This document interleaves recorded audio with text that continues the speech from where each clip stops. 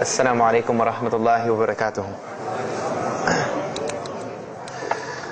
Alhamdulillah, alhamdulillah hamdan kathira. Wassalatu wassalamu ala Rasulullah wa ala alihi wa sahbihi ajma'in. Ashhadu an la ilaha illallah wahdahu la sharika lah. Wa ashhadu anna Muhammadan abduhu wa rasuluhu wa khataman nabiyyin wa rahmatul lil alamin. Wa da'iyan ila Allah bi idnihi wa sirajun munira, amma ba'd. I'm going to tell you tonight about my journey from where I once was as a former Christian youth minister to how I got to where I am now.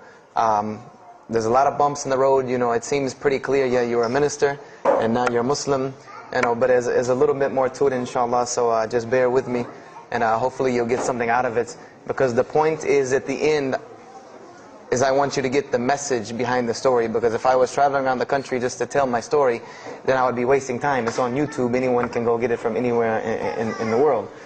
So inshallah, we're going to begin at the beginning. I was born and raised in Greenville, South Carolina.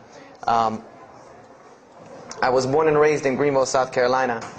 And I was raised by my grandparents, because at a very early age my mother had stepped out and my father was working 2 jobs. So it was me and my grandparents.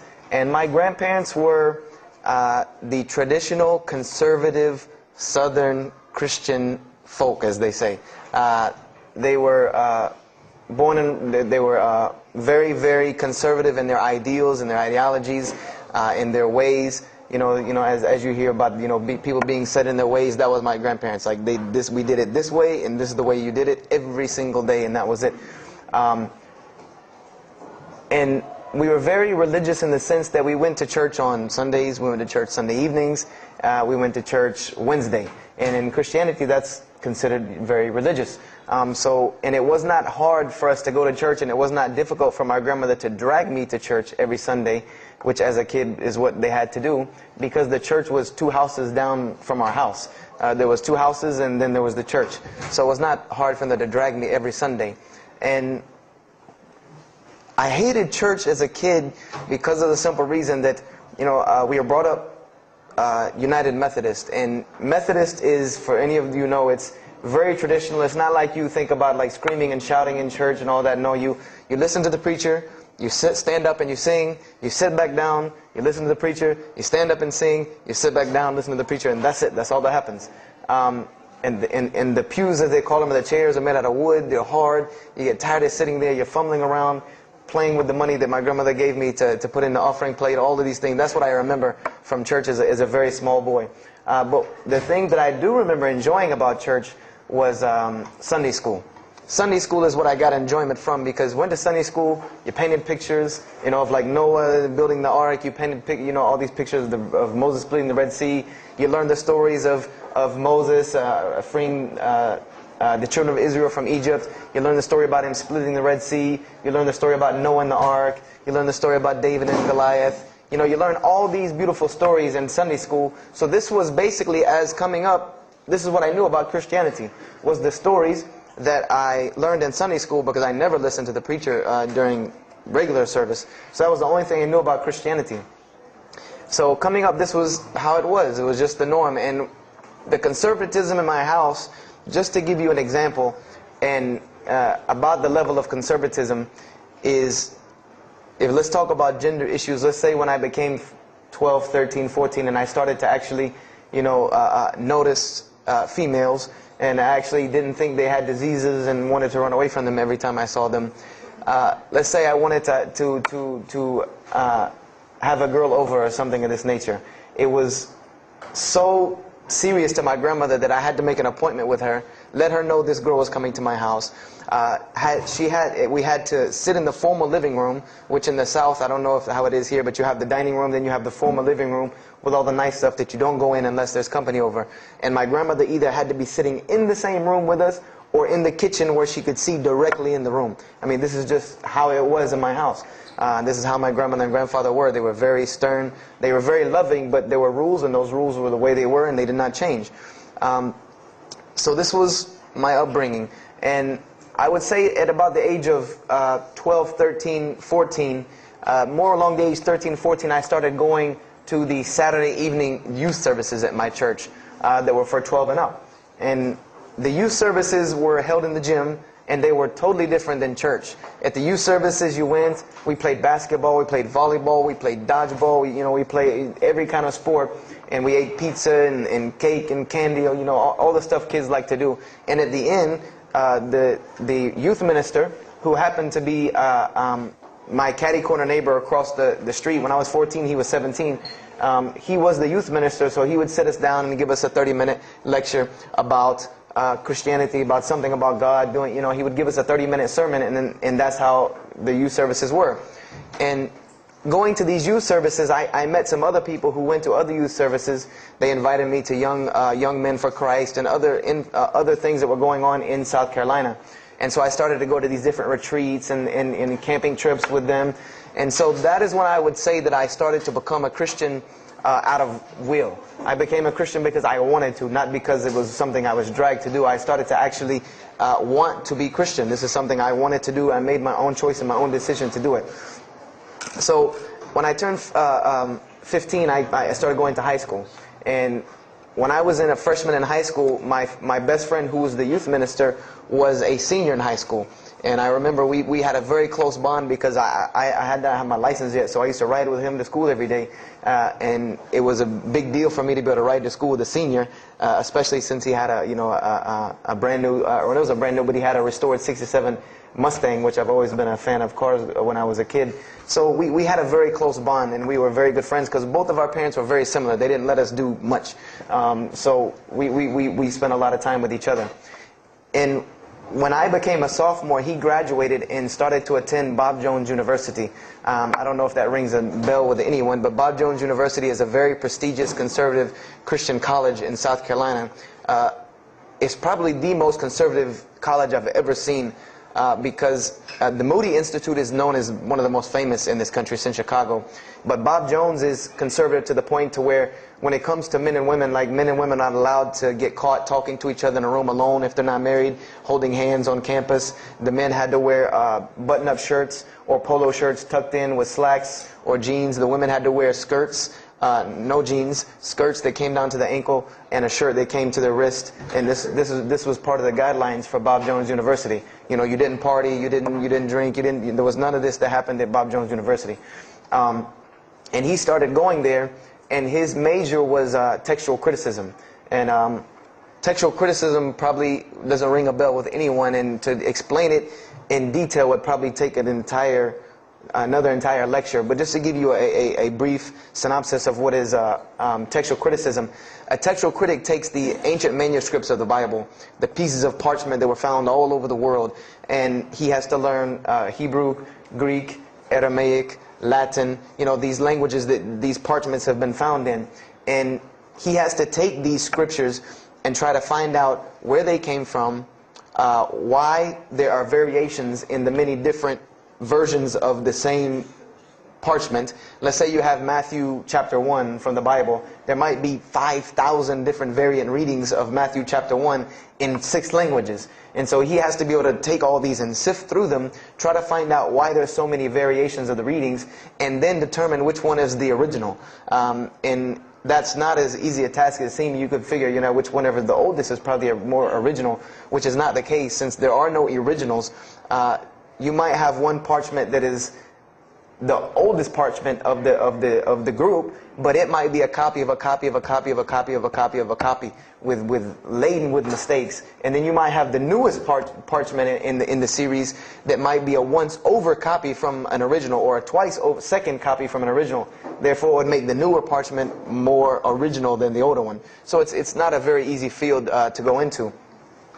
And he started studying textual criticism, and being that I was his best friend, I started studying textual criticism. Whenever he was, doing his homework or research papers, I was right there with him. Whenever he did a homework, he would always let me read it. Or when he finished his papers, he would give them to me. He would pass down all of his papers to me. Every textbook, when he was done with it, he would give it to me. I started to learn a little bit of Greek, a little bit of Hebrew. So I became, started to become a layman's textual critic. And I applied to Bob Jones University in my sophomore year because it was a 3-year waiting process for Bob Jones. And when I turned 16, almost 17, my friend came to me one day and he asked me a question that I had never really even pondered upon. He asked me, he said, have you ever read the Bible? And I said, no, in church. I mean, yeah, we've all read the Bible in church. You know, your parents make you open it up and look at it. And at the Bible studies I went to, Young Men for Christ, we did have Bible studies, and we'd read a few passages and talk for 2 hours about those few passages. But he's like, no, have you ever read it? You know, like you read a book beginning to end. I said, no, I don't know anybody that's read, nobody that I knew had ever read it, beginning Genesis 1:1 to the end. He said, but this is the inerrant Word of God, as we are taught. This is our instructions on earth. Why haven't we read it? You know, why have we not read this book? And I said, you know, that's a very good question. And he gave me a challenge. Well, it was basically a challenge for us both. He said, let us start with Genesis 1:1, and let's read the Bible, and let's see what God says to us. Because this is the inerrant Word of God, inspired to men, for instructions for us. So let us see what God says to us. If God can talk to the preacher through this book, why can't He talk to me? I said, you're right. I said, that's very good. I had a lot of time on my hands. I wasn't really allowed to do much anyway after school, so I said, why not? Let's read the Bible. I was somewhat nerdy as a 14, 15-year-old, 16-year-old. So we started to read the Bible, and we decided to go from Genesis 1:1. And what we tried to do, this was the attempt that we made, was to not think of anything that we'd ever heard about Christianity, but to open the Bible, and let's say I just found this book in the desert, and read it and see what it says to me. Let it talk to us. So we started Genesis 1:1, and we started reading through the Bible. You know, we did some of it together, and most of it I did by myself, because I'm a very, very quick reader, so I decided to read a lot on my own. And as I was reading through the Bible, I started to notice the stories that I had heard in Sunday school. You know, you start reading Genesis, you read about Adam and Eve, we all know that story. You started reading about Deuteronomy, Exodus, you know, the stories of Moses, the story of Noah, the story of Lot and Abraham, and all these stories that I know. But I was surprisingly and astonishingly shocked by some of the stories that I read about these same people that I learned about in Sunday school. Just for instance, and this is a big testament to why Allah kept sending us prophets and why Islam was sent as a complete and perfected deen with the Quran. If you read about Noah in the Bible, there is the story about Noah saving humanity from the flood with an ark and all of that. There is this in the Bible. There's another aspect to the story of Noah that not many people know about unless they actually take time to open a Bible. This will not be preached from any pulpit anywhere. Is that the Bible says that Noah was an alcoholic. This is the Bible's portrayal of Noah, or Nuh alayhi salam, that he was an alcoholic, he was a drunkard. This is the word used in the Bible, that he was a man given to alcohol. And I'm a psychology major, and my field of specialty is mental illnesses, and alcoholism is one of those, is a mental illness. And I know from seeing alcoholism's effect on one of my close friends' parents, I know that someone who is truly addicted to alcohol, and if Noah lived for so long addicted to alcohol, he was seriously addicted to alcohol. It is hard for someone addicted to alcohol to hold down a 9-to-5 job working at McDonald's flipping hamburgers, much less construct an ark to save humanity from a flood that's never happened. So that stopped me for a moment in my tracks, and I said, Noah was an alcoholic, you know, and it bothered me for a minute, because I said, you know, things started popping in my mind like, if Noah was a drunkard, how did he know God was talking to him? Because, you know, I've seen some people, they're alcoholics, you know, you were just asleep in my dog's food bowl the other night drooling, and now you're telling me you were talking to God last night. You know, you know, to rationally, that would not make sense to me. That's like, you know, an alcoholic on the street coming to you and tell you God's talking to him. You know, he has no, this would give this man no validity. This man has no validity with anyone. So I didn't pay it too much attention. It caught me, but I said, you know what, I'm going to keep going, because there's one thing that you don't do in Christianity, and I'll tell you what it is in a minute when I started doing it. Then I came across the story of Lot, or Lut alayhi salam. And we all know the story of Sodom and Gomorrah in these stories, but there's another very twisted story in the Bible about Lot and his daughters. There's a story of Lot and his daughters in the Bible that says his daughters got him drunk one night and seduced him and committed incest with him. This is the Bible. This is one of the Bible portrayals of the prophets of God. The person who saved his family from Sodom and Gomorrah. This is the story that is in the Bible. So I'm catching myself again like, oh, this is becoming a really bad habit that I'm seeing. This is becoming a bad recurrence that I'm seeing over and over again in this Bible. So, after that I started, speeding through some of the other mumbo jumbo to get to more of these prophet stories. And I got to the story, there are others, and there are some stories in the Bible that are not PG rated, period. They're not rated for talking anywhere. You would need an 18 and up ID card to be able for me to even tell you these stories. So the one that intrigued me, that caught my attention the most, was of my most beloved story in the Bible, and that was of David and Goliath. That was my most intriguing story to me, because not only was, it said that in the Bible that David was a very small man and Goliath was a very big man, and that was appealing to me because I've always been very short, and as a kid I was really short. So, I said this was a very beautiful story to me, just in its prose and in its concept of overcoming. And so I started to read about David. And there are very beautiful stories about David in the Bible. There are indeed. But there is one story about David in the Bible that shocked me to my core. And it's a story about three people. There's three people in this drama: David, Bathsheba, and Uriah. And it says that David saw this woman named Bathsheba. And she was one of the most beautiful women of her time. And she happened to be married to one of the commanders of his army named Uriah. But David on this day decided that he was not able to resist his temptation to be with this woman Bathsheba, so he did. And he committed adultery with her. And knowing that he did this, the way that he decided to cover it up was he sent a letter to the generals of his army saying that when the battle was fierce, for everyone to pull back and abandon Uriah, so that he would be killed, and when he dies, then he could have Bathsheba, no harm, no foul. So David went from being the slayer of Goliath, the hero from man, to an adulterer, a plotter, and a murderer.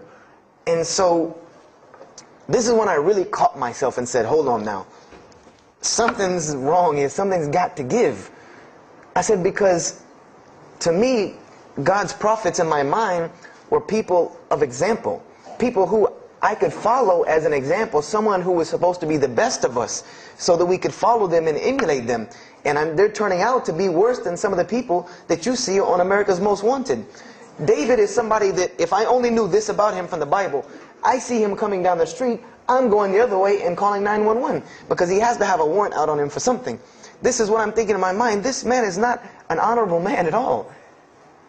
He killed Goliath, yeah, but he killed this other guy named Uriah to be able to commit adultery with his wife. So I committed the cardinal sin in Christianity. I started asking questions. This is the one thing you do not do in Christianity, is you don't ask questions, especially not about issues like this. So I went to my pastor and I started asking questions. What's going on here? Pastor, there's a very bad recurring habit about these men in the Bible. What is the deal here? And I remember he told me the same thing that almost every pastor or every evangelist or anyone I talked to about this, same answer, almost like it was programmed. They would put their hand on my shoulder and say, Brother Joshua, don't let a little bit of knowledge wreck your faith, because you're not justified by knowledge, you're justified by faith. And they would quote me verses like, lean not on understanding, Paul's, we're justified by faith in Jesus Christ. They would quote this whole line of thing to me like it was already pre-programmed, that they programmed in pastor school that people are going to ask you questions and here's the answer. So I said to myself, I don't know, Pastor, this just seems kind of odd. He said, let me tell you something. What you're reading is the Old Testament referring to God's covenant with the children of Israel. And they were a different people, a very stubborn, crazy people. So why don't you move on to the New Testament? in the New Testament, you'll find the new covenant that we're under with Jesus Christ, and I promise you things will change and be better. I said, okay, perfect. So I went ahead and finished and got to Malachi and then started with the New Testament. So I opened the New Testament, I said, here we go. Let's start all over again. But there were a few things that I had learned from the Old Testament that I wanted to keep in mind when I started to read the New Testament. I learned, number one, that God was one in a unique sense. This is what I learned from the Old Testament, that God was one in a singular, unique sense. This is over and over and over and over very clearly in the Bible. God's nature is one. This is so clear through the Old Testament. And that He was very jealous about His worship. And every single time the children of Israel would turn to something else other than Him, He would punish them and restrict their lifestyle. This is something that I learned. And it kind of, the similitude to me with how God dealt with the children of Israel was, and I hate to use this stark contrast, but it's almost as if one of us went out, God forbid, I hope not, and let's say we went out here and robbed a bank. You rob a bank, you're going to jail for a long time. And every day when you wake up, do you think that jail is going to look like the Hilton at LAX? No, I doubt it. It's probably dark, cold, bad food, orange jumpsuits, not nice people, the whole 9 yards. And the reason why this is, and I know this now from studying psychology, is that this is supposed to be a stark reminder every single day when this person wakes up that you are in jail. This is supposed to remind them every single day you're in jail because you committed a crime. And we run this, not you. This is the message that is being portrayed to this person in jail. So when the children of Israel kept rebelling against God, He restricted their lifestyle. If you study Judaic law now, it is some of the most strict religious law you can find. All of the good things that we enjoy as Muslims, even when it comes to dietary laws, like the good parts of the meat that we are allowed to eat, they can't have these things. These are things that are restricted from them. Why? Because Allah wanted to remind them every day that I am Allah. I am your God. You will worship me. I run this, not you. And I understood this from reading the Old Testament. This is a concept I had come across. So I started with the New Testament, Matthew, Mark, Luke, and John. And one other thing that I did when I started to read the Bible was, if you go to Barnes & Noble, let's say you go to Barnes & Noble and you take a book off the shelf. What is usually the first thing you look at? The title. Then the next thing, the author. You want to know the title and the author. What is the name of the book? Who wrote it? And if you do this test with every single book of the Bible, you get a title and no author. Author unknown. Or author is appears to be so-and-so. Or we derive that so-and-so possibly written this. Like let's just say for Exodus, they say Moses wrote Exodus. Which if you read some of Exodus, he couldn't have written all of Exodus because the last part of Exodus is Moses' death, burial, and Joshua taking over the children of Israel. And now unless Moses was a sure indeed prophet that was able to write things after he died, then he did not write these things. And so when you go to Matthew, Mark, Luke, and John, I wanted to know Matthew who, Mark who, Luke who, John who, because it's called the Gospel according to Matthew.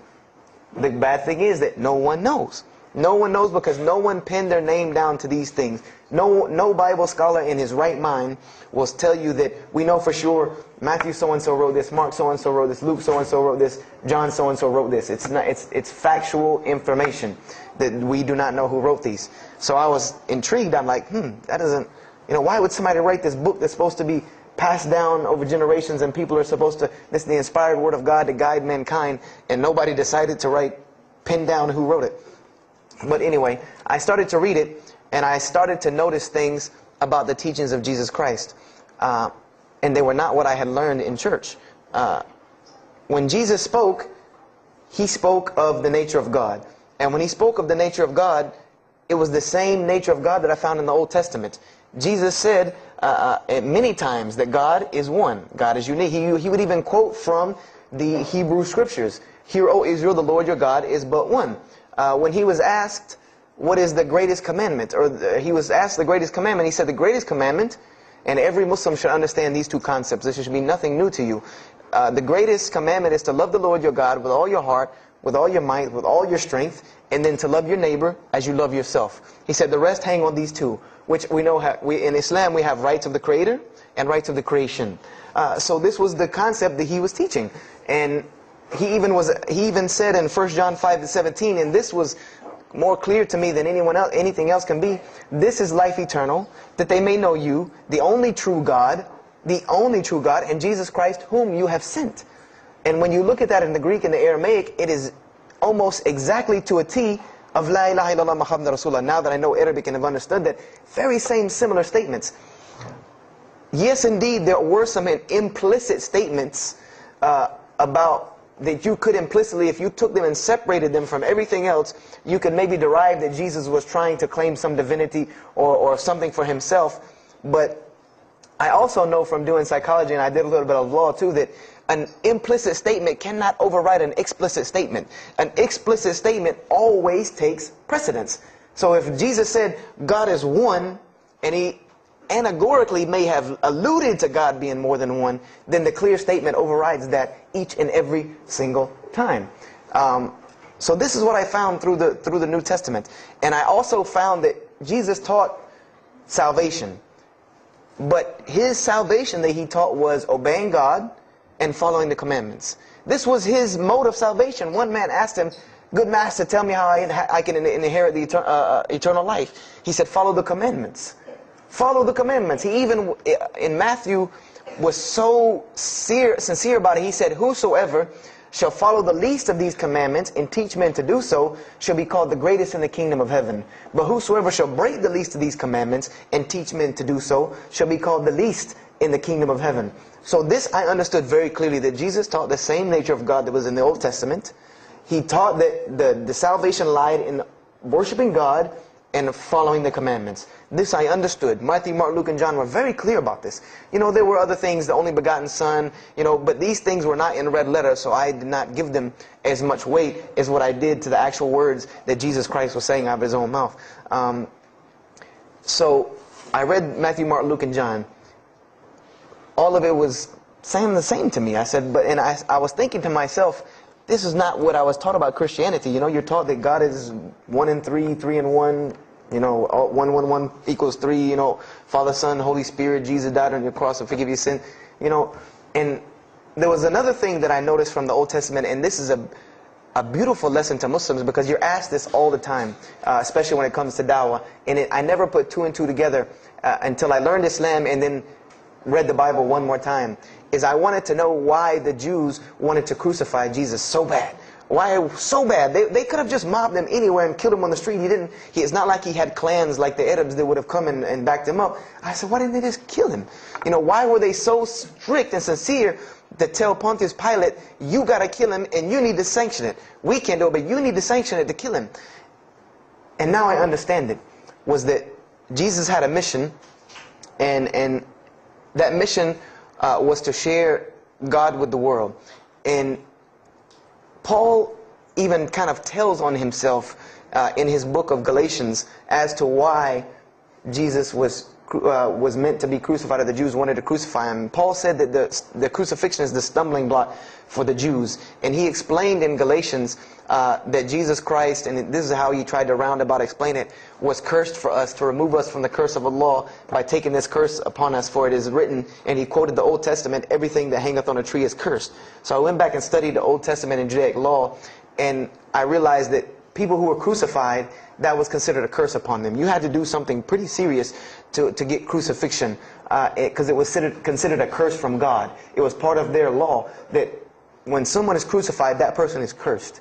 So wherever they buried these criminals, like in the graveyards in Israel, in Jerusalem, in Palestine, where they buried these criminals that were crucified, this was considered cursed ground. This was considered ground that you didn't go on, and you did nothing here, because these people are cursed by God. So I started to put 2 and 2 together. That it's not that they wanted to kill Jesus, because they could have just killed him. They wanted to disprove who he was. This was their point, was to disprove who this man was. He said he's the Messiah. They wanted to disprove it, and they knew if you can crucify Jesus, he can't be the Messiah. He cannot be our Messiah if you can crucify him. And even if he is, if we can still force our crucifixion on him, then that'll detriment his message. So they understood this and knew this, and this is why they wanted to crucify him. And this is exactly why Allah saved him from it. Because everyone asks you, why did Allah save him from the crucifixion? Because you cannot crucify. That was part of his law that he came to fulfill, that he could not be cursed according to this law. He said, I have come to fulfill the law. To fulfill it. Therefore, he couldn't be cursed according to it. And this is why he went to the Garden of Gethsemane and asked God to remove this from him, because he knew how detrimental this was to his message of crucifixion. So I began to see all of these things. So I started to read. I got to the book of Acts and started to read the writings of Paul the Apostle. And things went from this to this. It went from one way to another way. It went completely flipped, turned around. The entire teachings went from obeying God, worshiping God, following the law, to worshiping Jesus Christ and abolishing the law completely. Paul even wrote to the Galatians, "Oh, you foolish Galatians, why are you still following this cursed law?" Jesus Christ came as a curse to remove us from the affliction of this curse. So I said to myself, but Jesus just said a few books before this that whosoever shall break the least of these commandments and teach men to do so shall be the least in the kingdom of heaven. And here you go, Paul preaching this gospel to abolish the law. So I even asked, what is going on here? So I started asking my pastor, and my pastor said, now you're getting into deep water. You know, now you're starting to question the New Testament. You really have some issues. You know, they even thought that I might be, you know, possessed and all kinds of things. So I had a very big conflict going on inside of me, and my friend took me to his textual critic teacher, his professor. And what this man told me probably wrecked my faith in Christianity. And I always say, I doubt he would be very happy me traveling around the world telling people that a Christian professor from Bob Jones University wrecked my faith in Christianity. But he did. Because what I asked him was, what happened to all these contradictions? You know, in the Old Testament there are many contradictions. If you study Hebrew language, you'll understand that when you read some of the Old Testament or the Torah, that there are some parts of the Torah that you can see is the most beautiful Arabic that you can see, the most beautiful Hebrew that you can see, just like when you read the Quran. It's very beautiful Hebrew. And then 2 chapters later, you'll see Hebrew that looks like a broken 3-year-old who is trying to scribble some Hebrew down. It looks very colloquial, very dialectic. You can tell it's not the same person speaking. So I went and asked him about all this stuff I saw. And he told me, he said, what you have is a book written by men over centuries and centuries and eons and eons. And he says, and this book started as an original that was copied and copied and copied, and somebody added a mistake, and somebody came behind him and corrected that mistake and added 2 of his own. Someone came and copied it and skipped a line and added a line where it wasn't supposed to be. And then someone else came and copied it and took it to his country, and in order for it to fit well with the doctrine they were teaching, he would cross out a dot here or cross out a word here or change a word here so that it would fit with the theological ideas of this part of the world. And he said, and after all these years, you have a book now that is compiled from all of this, written by the hands of men that still have men's fingerprints left on it. And that's what you have. You have an imperfect book that is only perfected through faith. This is exactly what he told me, that this book is perfected through faith. You cannot perfect it textually. It's not a textually perfect book. Those who believe in it by faith. And so I said, here we go again with this faith thing. You know, I said, God gave me a brain for a reason. If he did not want me to use it, he would remove this reason and logic part of my brain out and replace it with more faith. So, you know, and I was of the opinion, you know, as the saying goes, my grandmother didn't raise a fool. I'm no fool. You know, I said, I can't believe in this. You know, I mean, this book I've been taught is the inerrant word of God, and you're just telling me that it's a book of errors that's only perfect through faith. That's like me taking a 1982 Datsun all beat up and say, if you believe it can be a Mercedes. If you believe. You know, that would make no sense. You can't take a car to the car dealership and say that. No, if you really believe it, if you look at it right, it's a Mercedes. So I said, no, you know, this is a book full of errors. And God's religion is perfect. If God has a religion, it's perfect. If he has a book, it has to be perfect because he is perfect. So I left Christianity completely. And I decided that I was, I had learned some concepts from the Bible. God was one. You couldn't fool me with that. I had also concepted that there should be nobody standing between me and God, because He created me without permission from anyone. Therefore, I don't need to be taking permission from someone to go to Him. If I had to be forgiven for something, it should come from Him, because on the day of judgment, it's going to be me and Him alone.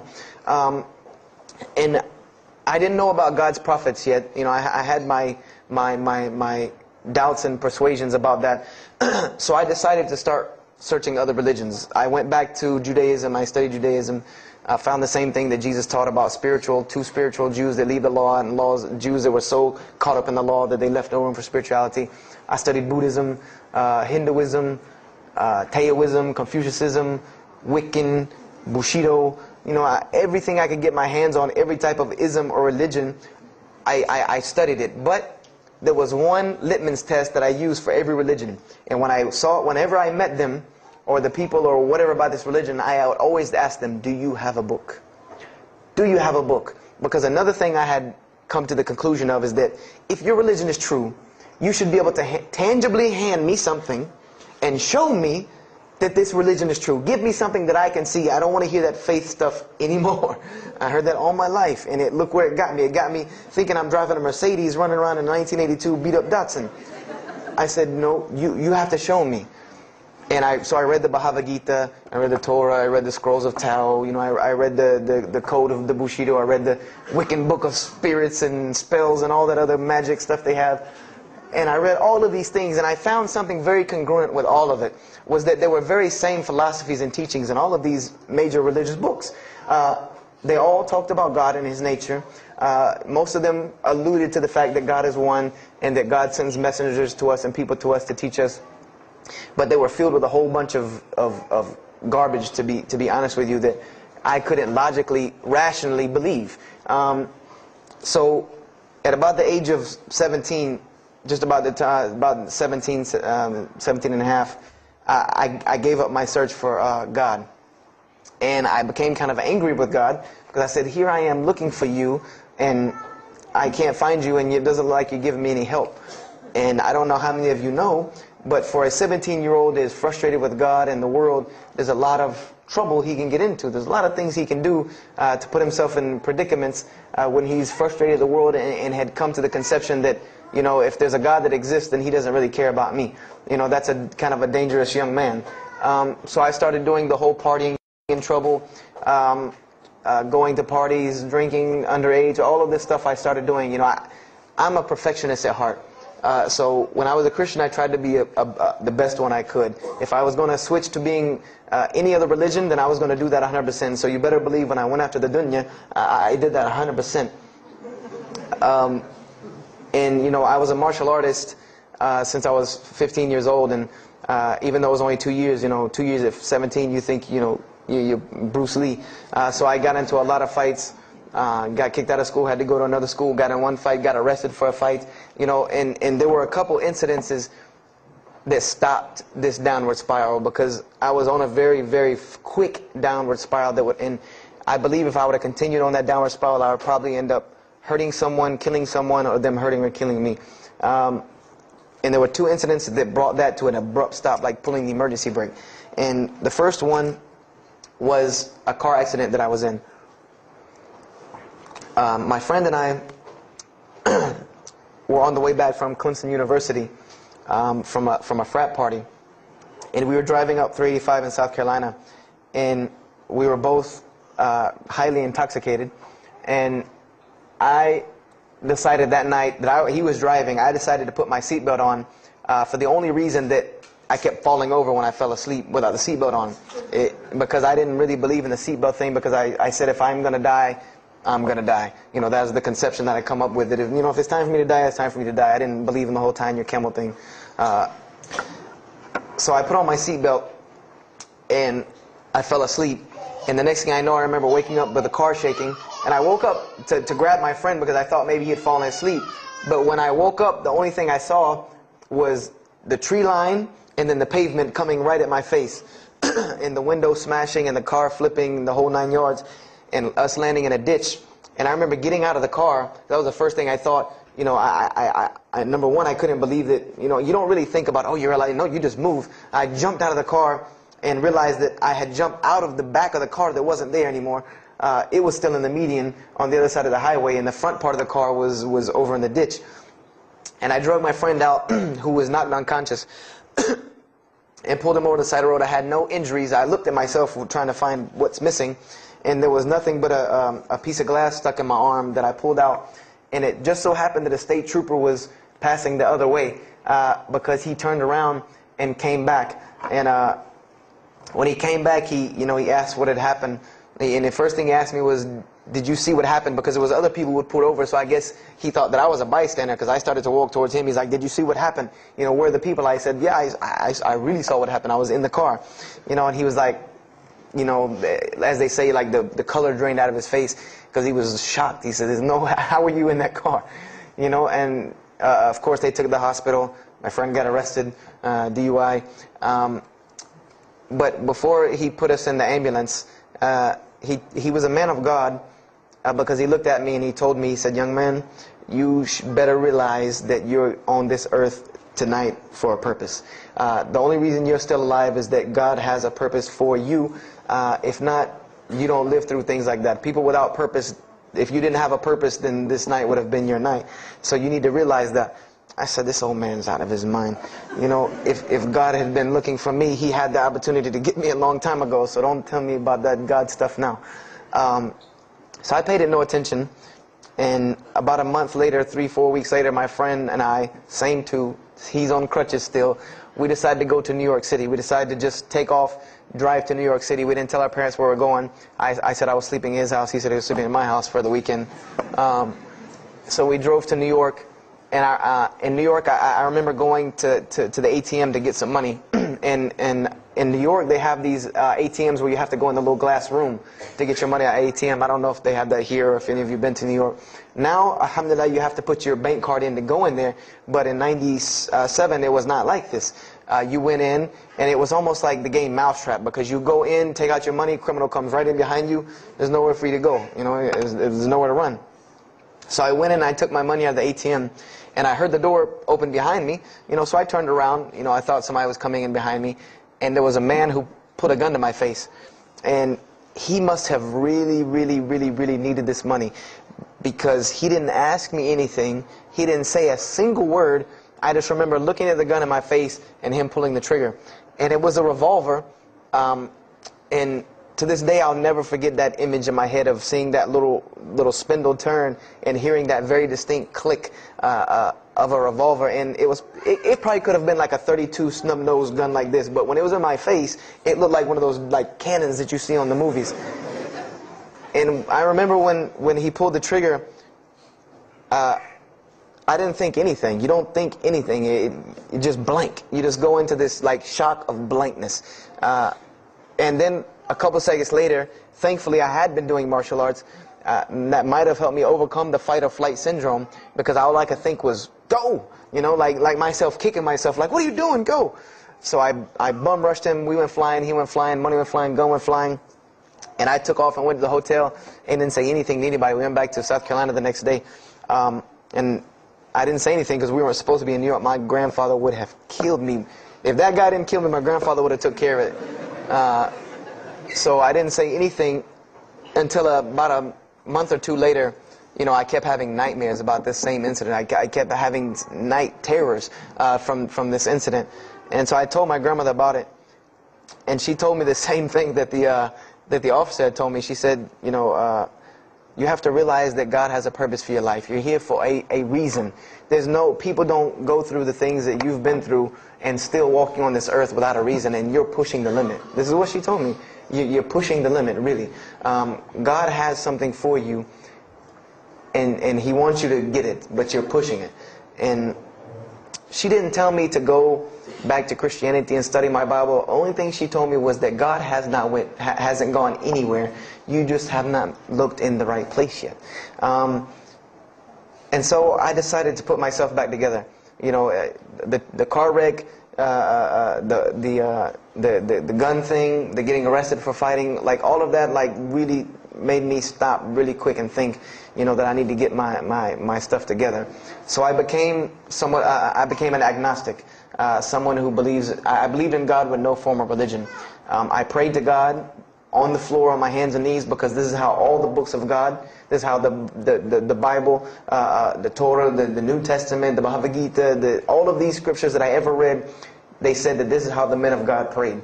And it was during this time that I did read one book about Islam in the public library, because I had never heard of Islam ever.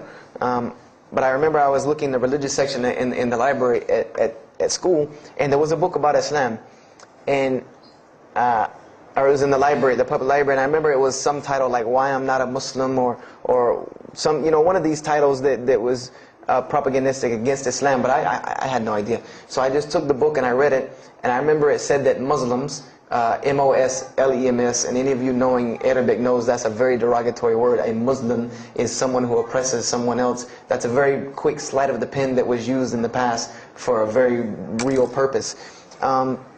It said that Muslims were people who worshipped a moon god named Allah, who lived in a box in the desert in Saudi Arabia, and they were oppressive to women. I remember there was a whole chapter about how they could have 4 wives and as many as they want, actually, because they could marry 2, divorce 1, get 3 more. This whole, and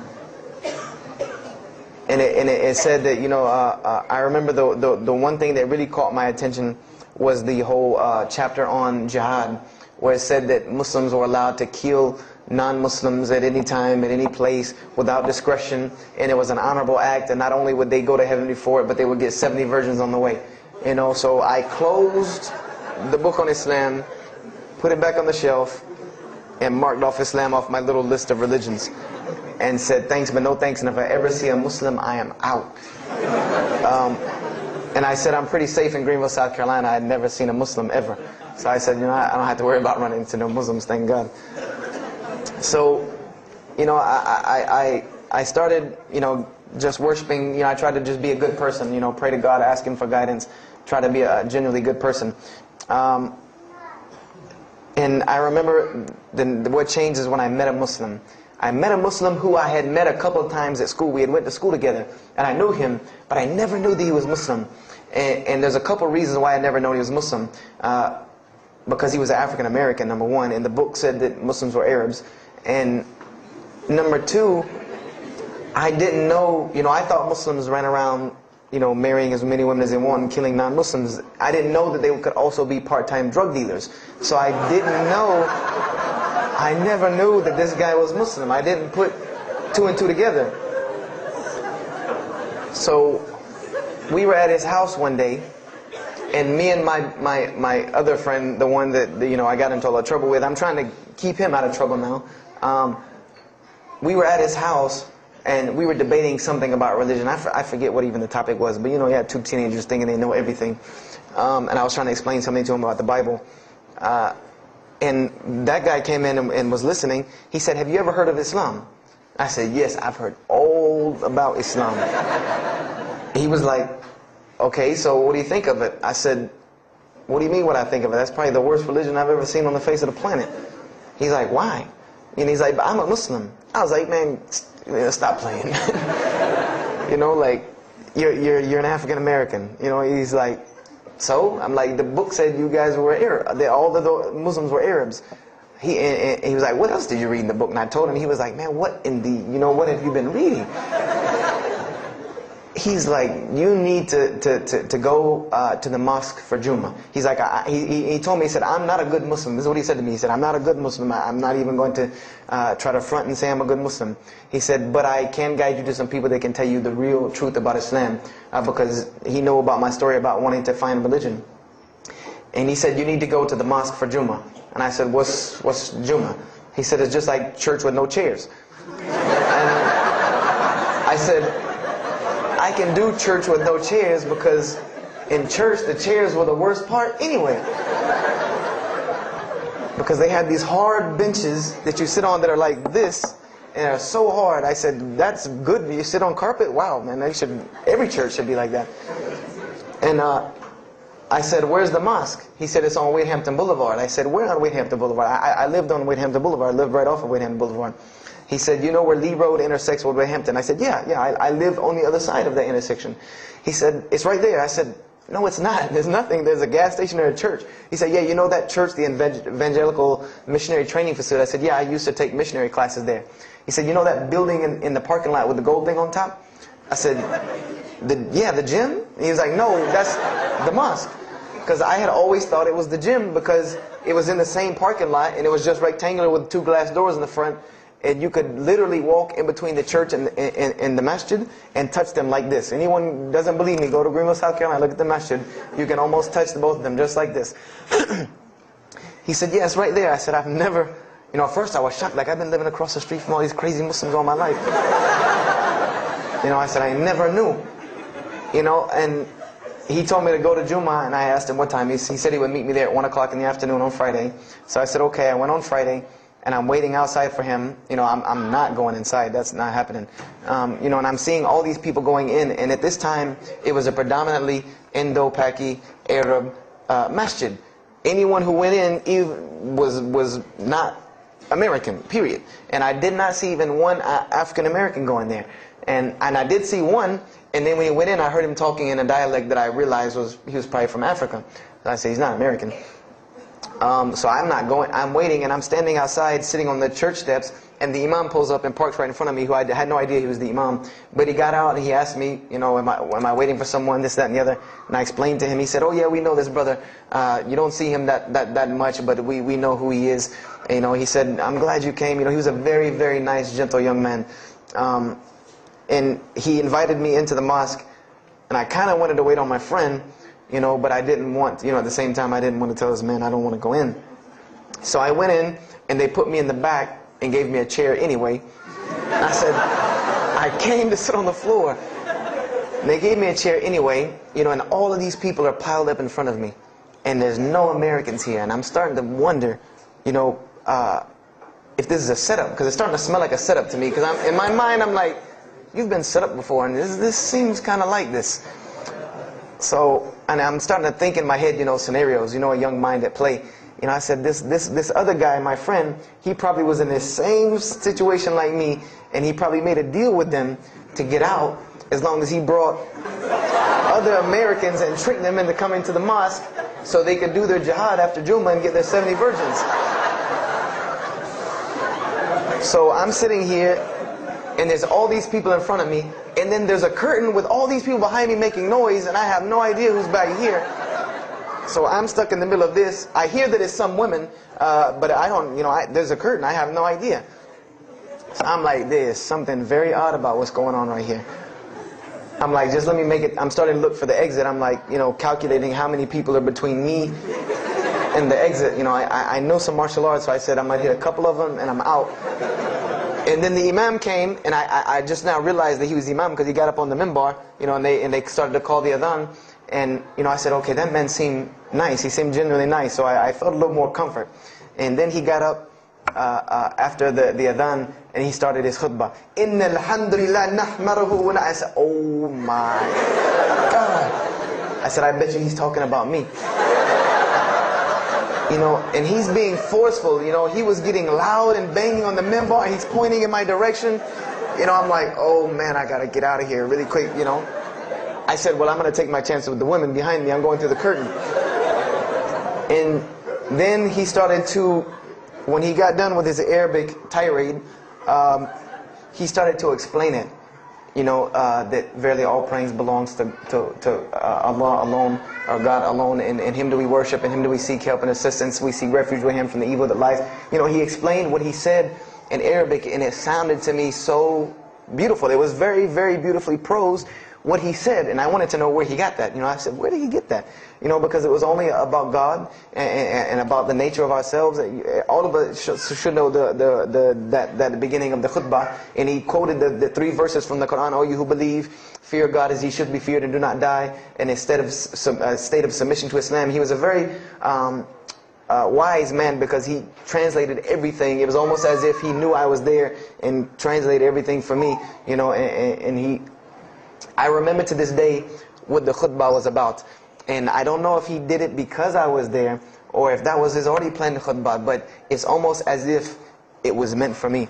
The khutbah was that, the title of it was that the forgiveness of Allah is open to anyone at any time, at any place, no matter what, unless they have committed shirk. And the prose of the khutbah was a very long hadith. That some of you will know. And just to make it short, it was the hadith where the Rasulullah ﷺ met Angel Gabriel or Angel Jibreel, and Angel Jibreel was telling them to tell him that if the Muslims commit this certain sin, to tell them that Allah would forgive them. And every time he would tell the Muslims, they would say, okay, well then what about this sin? And he would go back and meet with Angel Jibreel, and he would go back and come back and say, tell them that Allah will forgive him for that. And this discourse happened, for many different sins. And then finally Angel Jibreel alayhi salam said, tell them that Allah has said, no matter what they do, even if their sins are compiled, like the oceans are from the east to the west, as long as they have not associated a partner with Allah, tell them that Allah will forgive them. And I remember he told me that, or he said that, that the door of repentance to God is open as long as you have not seen the angel of death or the sun hasn't risen from the west. I didn't really understand the sun risen from the west thing at that time. But, and he said that, God's forgiveness has to come from God alone. This was the whole premise of his khutbah, was on forgiveness and tawbah. And I was saying to myself, these are all of the same concepts that I had formulated through reading the religious scriptures myself. And I'm asking myself, where did he get this stuff from? Where did he get all this? And he started using names like, he used the name Ibrahim alayhi salam, he used the name Musa, and I'm like, he translated it to Abraham and Moses. I'm like, where did he, where is he getting these? These are names from the Bible, I know these people. And so after the khutbah, they started lining up for the prayer. And I got apprehensive because everybody's getting up in front of me and blocking my exit from the door. And so I guess one guy in the back saw me, and because I had to move back a little bit, he said, we're about to pray. And I said, pray to who? And he said, to God. I said, which one? And he said, the one that created the heavens and earth. The same one that's in the Bible, the only creator of the heavens and earth, the only God. I said, yes, I know him. And so the Imam started to pray, and when he recited the Quran, I know it sounded very intriguing. I had no idea what it was. But then when I saw Muslims bow and prostrate on the floor, verses and verses of every religious book that I had ever read started ringing off in my head, that this was the way men of God prayed. And the first thing that I could think of in my mind was, this is worship. That's what I said to myself. This is not prayer, because prayers are asking God for something. These people are worshiping God. So I said to myself that you've written this religion off way too easily. I thought I was a much more open-minded person than that, and I was ashamed of myself that I had written it off with just one little book. I had put all these studies into the other religions. I read this one thing about Islam and was done. So I went to the Imam after Jummah. He talked to me, and I would have to say that I was probably a little bit rude with him. And I've asked him to forgive me. I saw him a few years later. I said, you got to forgive me for the first time you saw me. Because he started telling me, would you like to know a little bit more about, he had a very heavy accent, he was an Egyptian brother. Would you like to know a little bit more about Islam? He tried to give me some pamphlets. I said, no. I don't want any of this right here. I said, do you have a book? This is what I wanted to know. Do you have a book? Can you give me? He said, yes, we have a book. I said, it's called the Quran. I said, can I read it? Is it in English? Can I read it? He said, sure, you can read it. And then he tried to explain it to me a little bit, how it came by. I said, nah, just give me the book, because the book should speak for itself. So I took the Quran home, and on Friday night I started to read it, because this is a book I had never seen before. And I was very interested. So I went home and I opened the Quran, and I read the Fatiha. It seemed to me kind of like the Lord's Prayer. It was a little similar to what I found in the Bible. But then I started to read Surah Al-Baqarah. I started to read Surah Al-Imran. And I started to see names that I had seen before. I started to see names like Abraham, Moses, David, Jesus, Yahya, John the Baptist, Zechariah, Mary. And I said, I know all of these names, but there was something different about these people in this book. The prophets that I found in the Bible were people that were deplorable, of not very good character. These same men in the Quran were someone who were at the highest echelon of moral character and moral fiber. They were someone that was an example to be followed because they lived the message that they preached. Therefore, they were able to be followed and emulated. So, I read all of these chapters and I read the story of Jesus, peace be upon him. Because when I saw the name Jesus first, that really intrigued me. I wanted to see, what does this book have to say about Jesus? And I read the story in Ali Imran, and I read the story in Surah Maryam. And it was more beautiful than anything I had ever read in the New Testament, or any nativity story that I had ever heard. It was more beautiful than that, times 10. I remember the only thing that I could capture in my mind was the miracle of how, because in the Bible you never really figure out the conflict of how Mary gets over this finger pointing at her about her coming with a baby and she's not married. There's no real end to that. There's no real defense for her from this in the New Testament.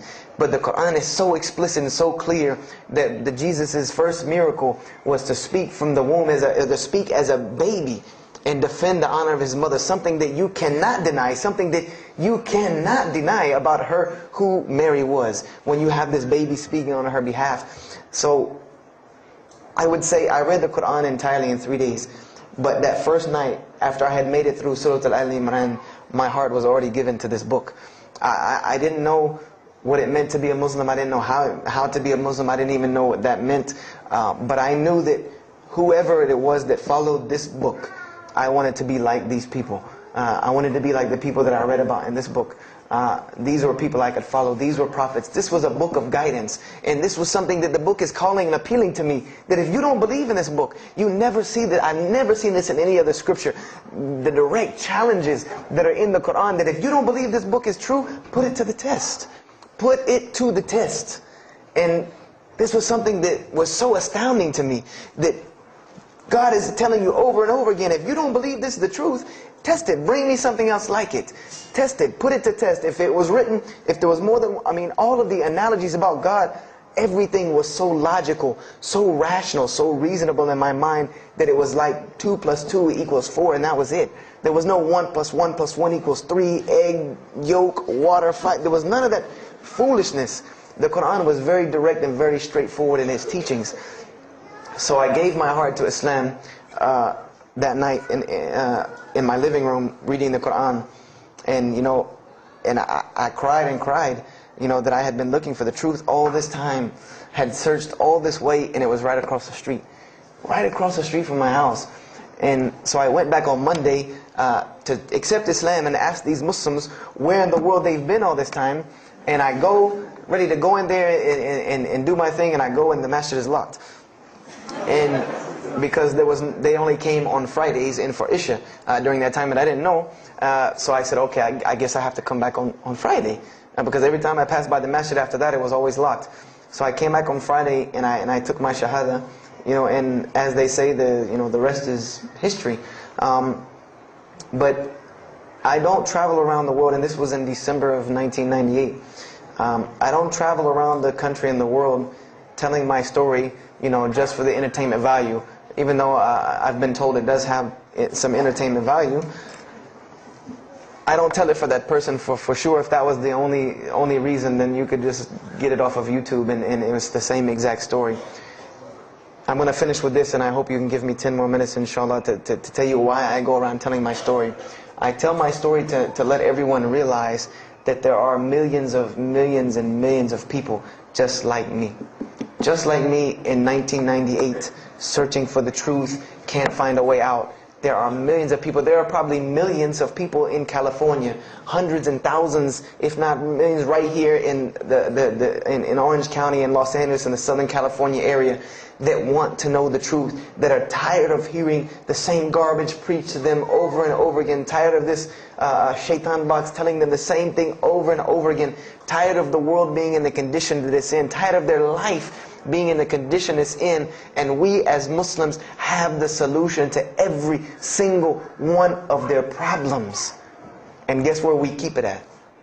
Right here inside the masjid. Right here inside the masjid, we have all of this truth. We have the solution to every problem in the world. You want to solve the world hunger? The problem of world hunger? Islam has the problem. You want to solve the problem of world poverty? Islam has the answer. You want to fix the economic situation of this country? Islam could fix it tomorrow.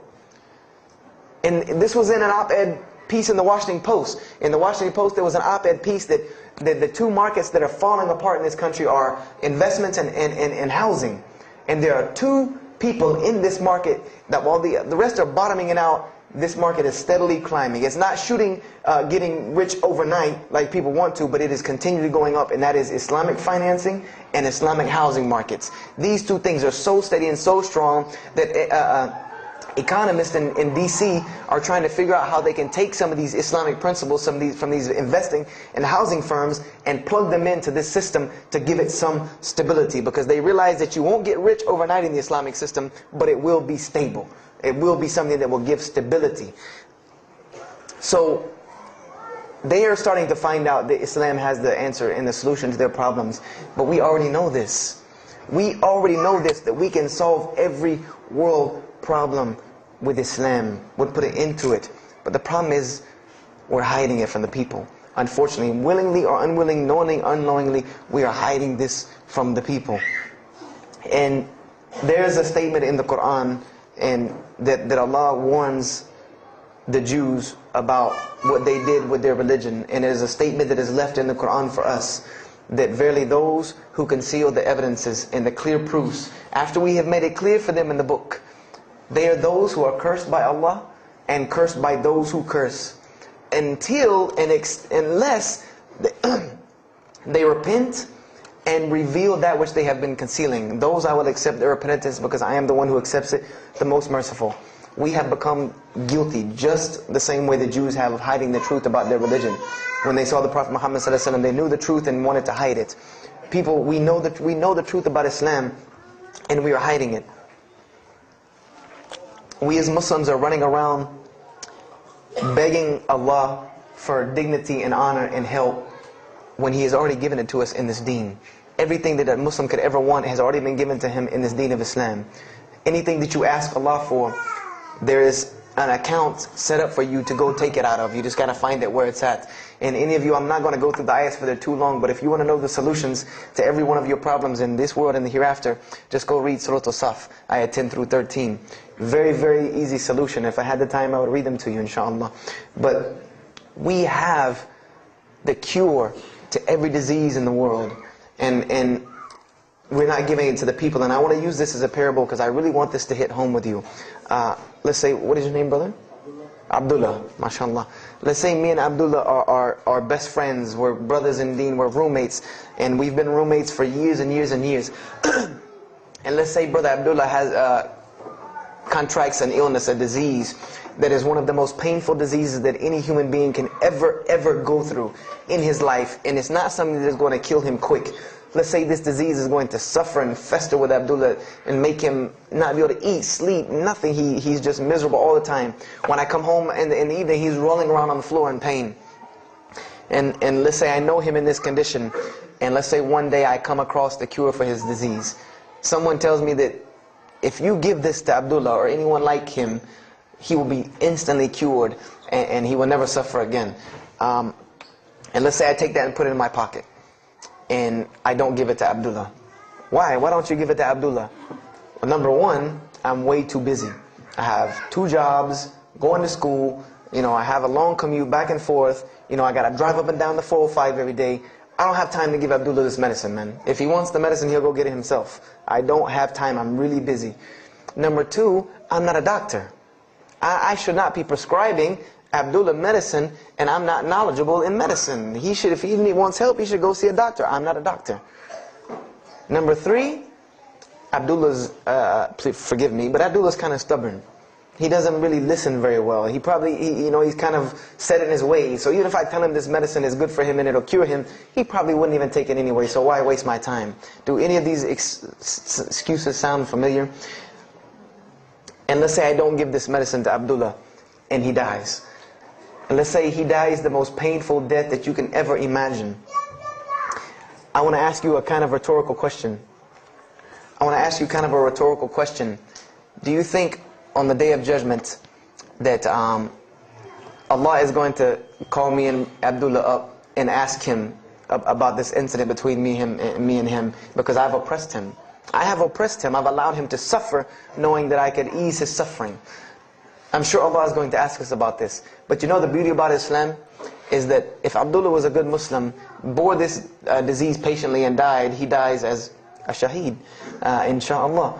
And on the Day of Judgment, this is how beautiful Islam is, that he could very well come before and Allah ask us about this and Brother Abdullah say, you know what? Allah, I forgive him. So you forgive him. This is the beauty of our religion. And Allah will forgive me. But the disease I want to tell you about is the disease that every single non-Muslim walks around with every single day, and they don't even know it. It has no real physical symptoms, and that's the disease of shirk, the disease of being jahl, being ignorant about Allah subhanahu wa ta'ala. Allah gives them life, and they worship someone else. Allah feeds them, and they thank someone else. He created them and fashioned them in the womb of their mother and knows them better than they know themselves. And they have no idea who He is. They don't even know who He is. If that doesn't pain your heart to see a person in this condition, then for sure the hearts have become hardened. Because when I see non-Muslims, especially when I sit in places like airports, I see this disease. I see it on them. I see them walking around with it. And there's so many of them passing me, I think to myself, there's no way I could talk to all of them. There's nothing I can do. And this disease is something that not only is not going to show up as a physical symptom, and is going to leave them ignorant about Allah subhanahu wa ta'ala, but when the day they die, they will die the most physically painful death that anyone can ever suffer. The Rasulullah ﷺ said that when the angel of death comes to the disbeliever, it doesn't come kindly. He yanks the soul through the nose, and it's as if his flesh is torn from his bones. It's as if they take Brother Abdullah and turn him upside down and stuff him in a human paper shredder. This is the death that is waiting for those who do not know Allah subhanahu wa ta'ala. And you know the unfortunate thing? That while you've been sitting here listening to me, thousands of people have died. Thousands of people have lost their life not knowing Allah while I'm talking to you right now. People in this city have lost their life, and there's nothing we can do about them. They're gone. It's too late for them. We can't save them even if we want to.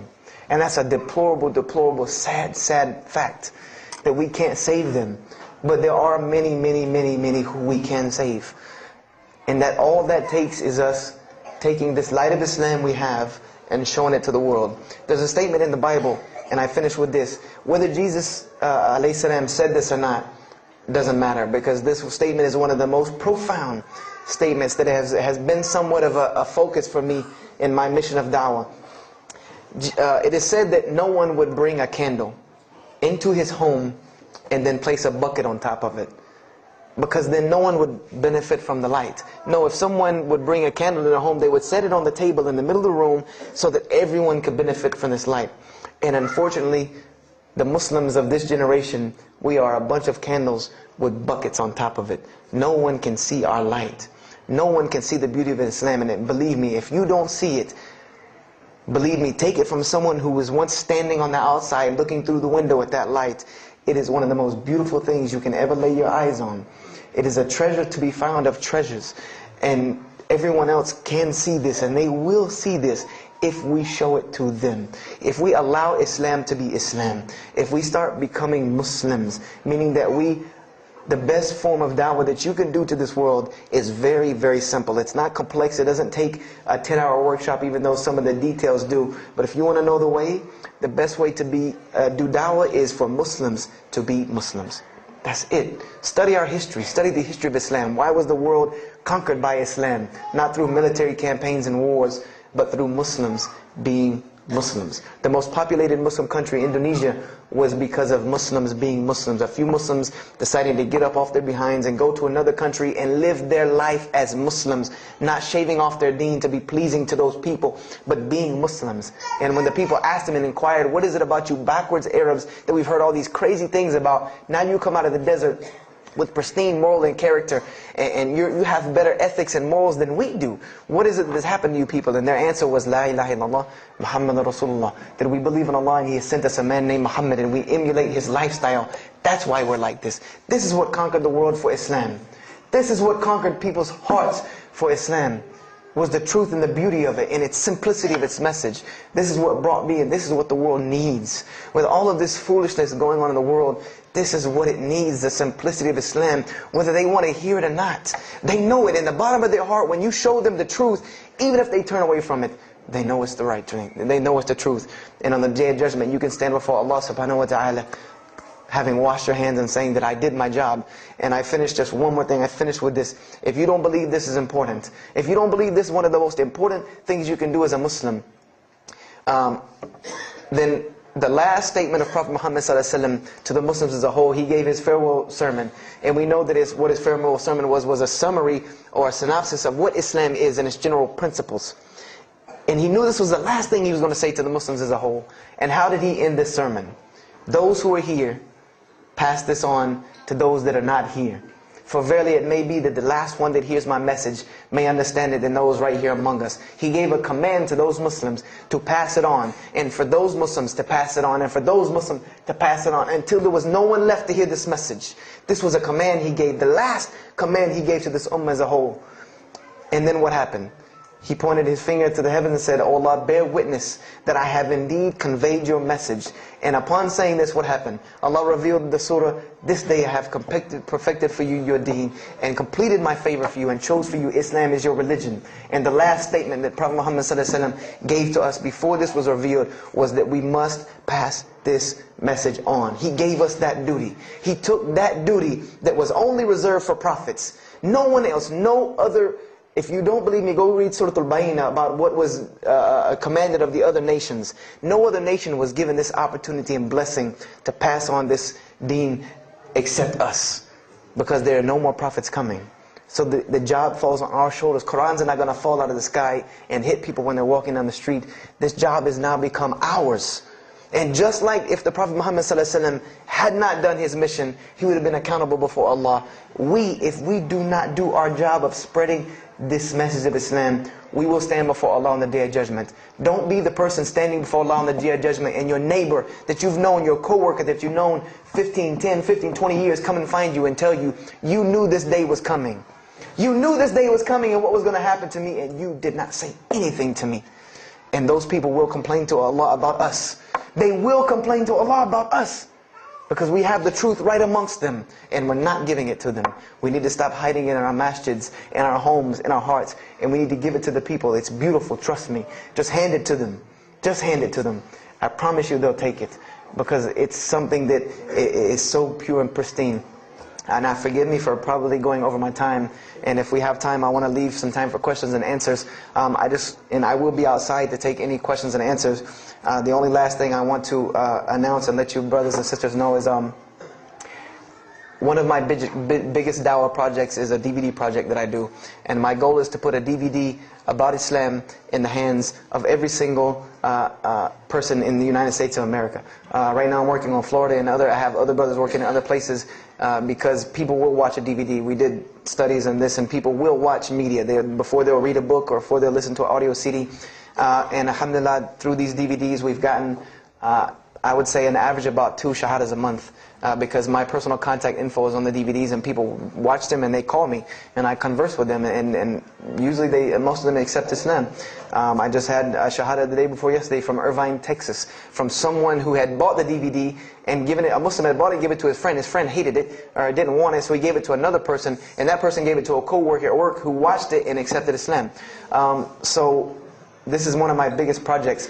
And the way this project works is I make 100 DVDs, and I brought 2 of them with me today. I'm going to explain what they are. The way this project works is I make 100 DVDs, and 75 of them go out to different dawah arenas. And the other 25 I make available for Muslims to purchase for 2 reasons: so that they can be, so that I can buy another 100 to make, and so that you can share in this ajr along with me. Because when you purchase a DVD that makes another DVD, or you give it to a friend, then you share in this ajr with me. And everyone knows that dawah is the biggest pyramid system because of the hadith Rasulullah ﷺ, that one who calls to guidance gets the same reward as the one guided, without that reward being lost from him.